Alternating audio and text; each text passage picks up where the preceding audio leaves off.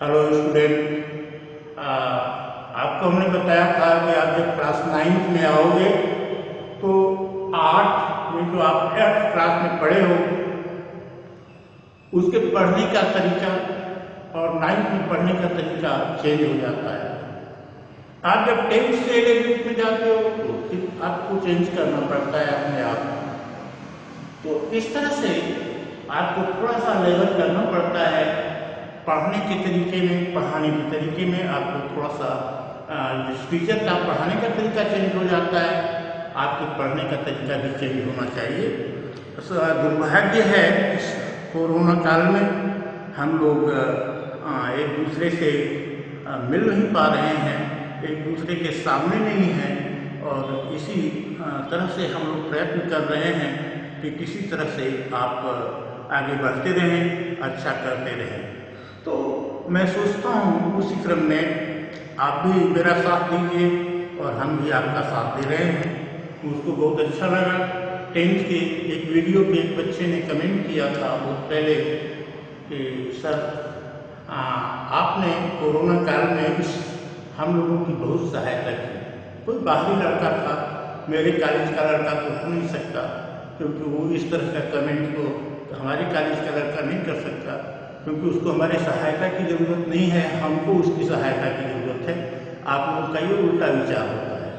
तो फिलहाल जो भी हो, आइए हम लोग देखते हैं कि कोई वस्तु स्थिर है, वो स्थिर रहेगी। गति की अवस्था में है तो एक सीधी रेखा में एक समान चाल से चलती रहेगी जब तक कि उस पर कोई एक्सटर्नल फोर्स न लगाया जाए। ऐसा इनर्शिया कहता है।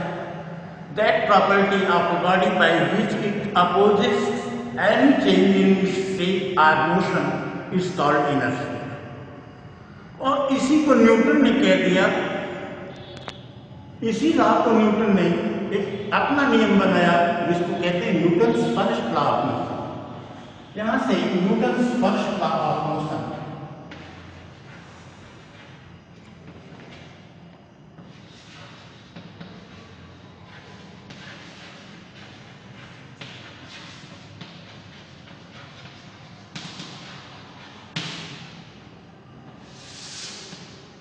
a body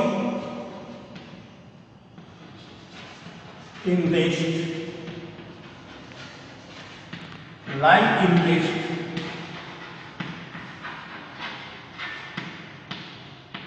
a body in motion, lie in motion with same speed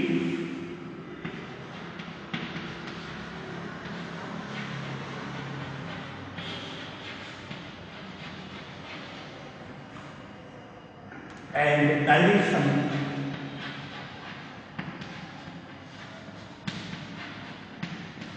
while an external force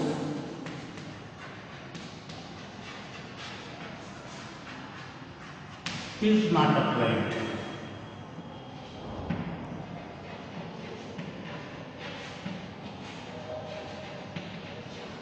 देखो, वस्तु अगर स्थिर है तो स्थिर रहेगी। गति की अवस्था में है तो गति की अवस्था में रहेगी, समान चाल, समान स्पीड और डायरेक्शन के साथ। जब तक कि कोई उस पर एक्सटर्नल फोर्स न लगाए। किसी ने लिखा है एक्सटर्नल अनबैलेंस्ड फोर्स। ये अनबैलेंस्ड फोर्स क्या है? इसमें देखो, जैसे कोई ऑब्जेक्ट है, इस पे जितना फोर्स आपने इधर लगाया उतना ही फोर्स हमने इधर लगाया। रिजल्ट क्या होगा? अगर F1 का परिमाण F2 परिमाण के बराबर हो जाएगा मैग्नीट्यूड के, F1 प्लस F2 इक्वल 0 दे देगा आपको। तो इसको कहेंगे हम बैलेंस्ड फोर्स। ये बैलेंस फोर्स है। अगर मान लो F1 plus F2 is not equal to 0,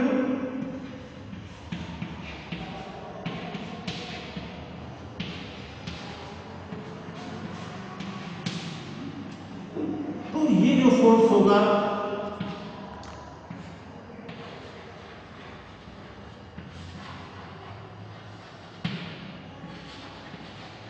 unbalanced होगा।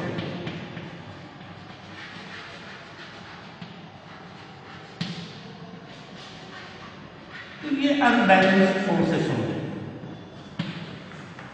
तो ये दो चीज बैलेंस्ड और अनबैलेंस्ड फोर्स हो गया।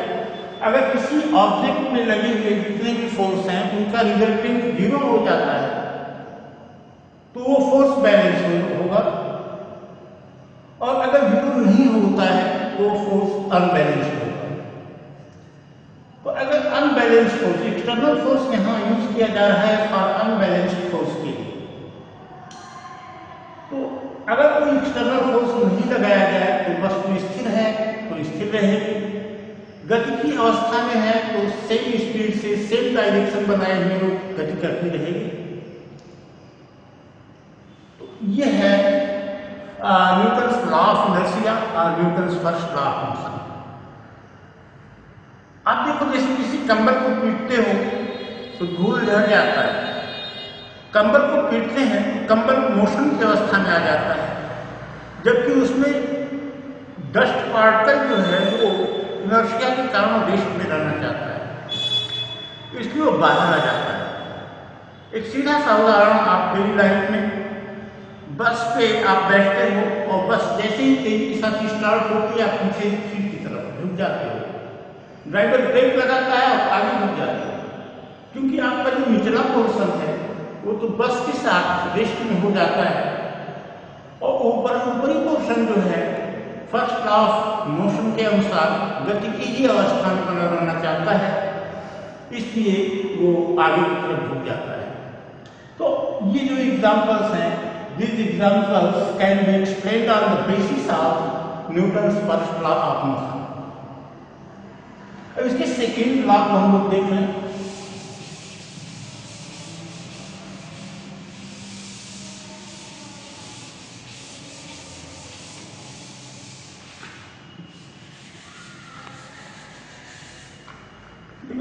Second law of motion,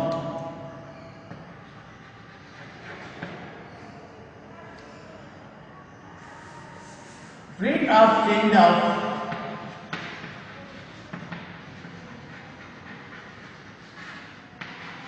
momentum is proportional to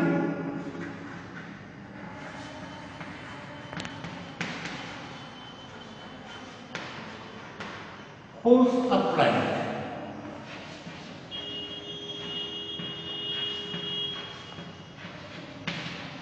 ये कह रहा है मतलब delta P by delta T is proportional to F, और यू क्या है F is proportional to delta P upon delta T, where P is momentum. Delta P इसको हम कहेंगे चेंज इन मोमेंटम। मोमेंटम हमने आपको पढ़ा दिया है इसके पहले।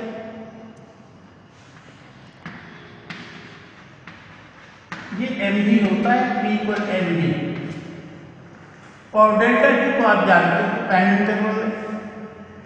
इसको जब प्रैक्टिकल से देखा गया तो F इक्वल 1 आता है, ये delta P by delta T मिलता है।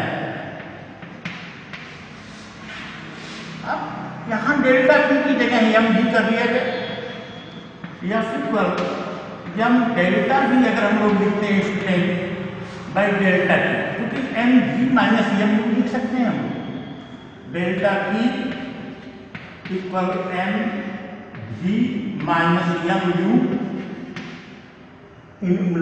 ये final momentum minus initial momentum, या m कॉमन ले लिया गया v माइनस u, और इसको डेल्टा v लिखा जा सकता है, तो m डेल्टा v।